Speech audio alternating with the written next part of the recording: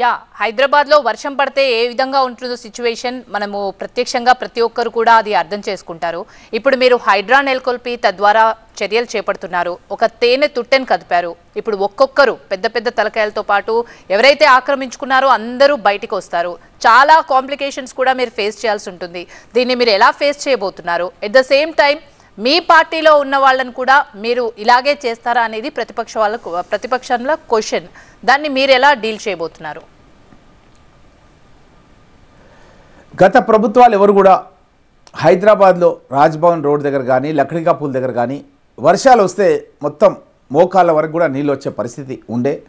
ఇప్పుడు దాన్ని తప్పించడానికి గౌరవ ముఖ్యమంత్రి రేవంత్ రెడ్డి గారు ప్రణాళికలు తయారు చేశారు. మీరు చూస్తుంటారు, తొందరలోనే మేము అమలు చేయబోతున్నాం. హైదరాబాద్లో నీళ్లు వర్షం పడితే ఆగకుండా ఏ విధంగా మూసీ రివర్ డెవలప్మెంట్ అథారిటీ అని ఏర్పాటు చేసినాం. ఈ నీళ్లు మూసీ రివర్లకు పోవాలి. అక్కడ కూడా బోటింగ్ ఏర్పాటు చేసి స్టాల్స్ ఏర్పాటు చేసి ఎవరైతే అక్కడ నివాసం ఉంటున్నారో వాళ్ళందరికీ కూడా ప్రత్యేకంగా వాళ్ళకు నివాస స్థలాలు కూడా కేటాయించే విధంగా గౌరవ ముఖ్యమంత్రి గారు నేను తనతో పాటు అమెరికాకు రావడం జరిగింది. చాలా డిస్కషన్ చేసినాం మేము ఫ్లైట్లో కానీ తర్వాత కానీ.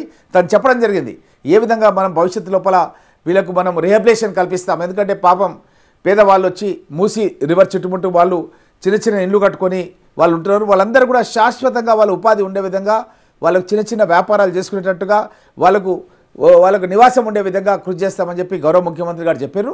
కాబట్టి మేము హైదరాబాద్లో మూసీ రివర్ డెవలప్మెంట్ అథారిటీ ఏర్పాటు చేస్తాం. హైదరాబాద్ చుట్టుముట్టు కూడా చెరువులన్నిటి కూడా సంరక్షించి అక్కడ కూడా బోటింగ్ ఏర్పాటు చేస్తాం. హైదరాబాద్ అనేది ఇట్స్ ఒక బ్యూటిఫుల్ సిటీ. అసలు విదేశీ పెట్టుబడులు మన రాష్ట్రానికి వచ్చే విధంగా కృషి చేస్తాం.